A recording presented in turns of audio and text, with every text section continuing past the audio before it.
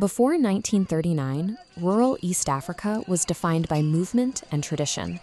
Families survived as nomadic cattle farmers, living in isolated corrals where ancient superstitions and local gods dictated the rhythms of everyday life.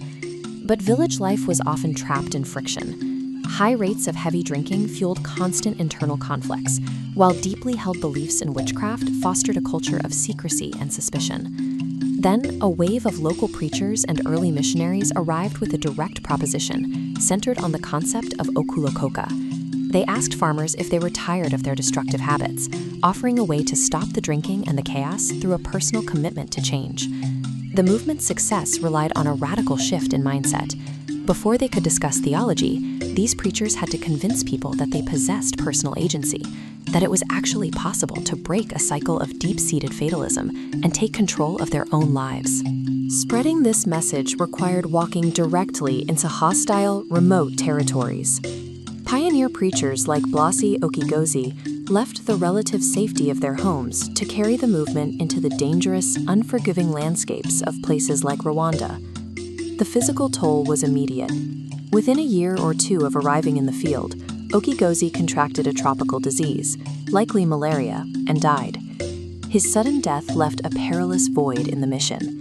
To keep the momentum alive, his own relatives stepped up. A young man married Okigozi's widow and willingly marched straight into the exact same dangerous territory to take his fallen brother-in-law's place. This set the tone for the early years. The first generation of the revival was defined by grueling physical sacrifice and a staggeringly high mortality rate among its leaders. For those who did convert, the revival demanded a complete behavioral overhaul.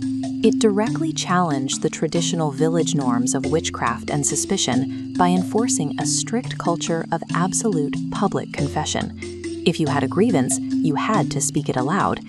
This forced openness functioned as an early, highly effective conflict resolution system. By bringing grudges out of the shadows, the community replaced endless communal intrigue with a newfound sense of calm and order. But this peace came with a heavy price. Converts were expected to give up alcohol entirely, constantly repent for their sins, and attend lengthy church meetings. In practice, these rigid spiritual rules acted as a radical new civic code for the villages. Yet maintaining that level of purity required an exhausting personal commitment. To see what that commitment looked like up close, we can look at Amos and Esther, a couple of traditional cattle keepers from Tungamo. In 1946, local preachers arrived at their kraal, and both of them decided to convert. Almost immediately, daily friction began. The new faith required them to constantly walk in the light, confess their shortcomings, and spend hours away from their farm attending endless fellowship meetings. Esther embraced the movement with fierce, unwavering devotion, but Amos grew increasingly frustrated as the demands of the church ate into his personal time and energy. Finally, Amos reached his breaking point.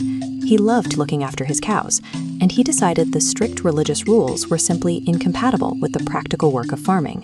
He quit the movement entirely, leaving his wife to continue on her own. Their household fracture captures the core conflict of the revival's second generation. It was an agonizing, deeply personal choice between adopting a modern, structured spiritual life or sticking to the traditional agrarian economics required to survive. The children of couples like Amos and Esther formed the third generation. YWAM homes split by these choices, but they also inherited the direct benefits of those rigid new societal rules. While the revival began with spiritual confession, its most immediate and measurable secular victory came from a powerful, unyielding doctrine of physical cleanliness. Look at this photograph. Under the watchful symbol of a crucifix, a fully equipped medical team performs surgery. The church actively pushed a focus on hygiene that merged their spiritual mission with modern medical practices. By prioritizing hand washing and sanitized living spaces, the movement's focus on hygiene functioned as a widespread community health initiative, filling a gap where formal state infrastructure had yet to reach. The final pillar of the revival's legacy was built in the classroom. The church aggressively funded and constructed local education systems, founding institutions like Kajubiti High School that took in the children of the original converts. We can see the results in structured gatherings like this one, where African women are learning practical weaving skills alongside a nun. This institutional push pulled families away from isolated lifestyles and integrated them into formalized, skilled communities. The East African revival functioned as a multi-generational bridge. What began as a high-risk spiritual mission eventually channeled its converts into the schools and clinics that would support the region's path toward a more educated and healthy society.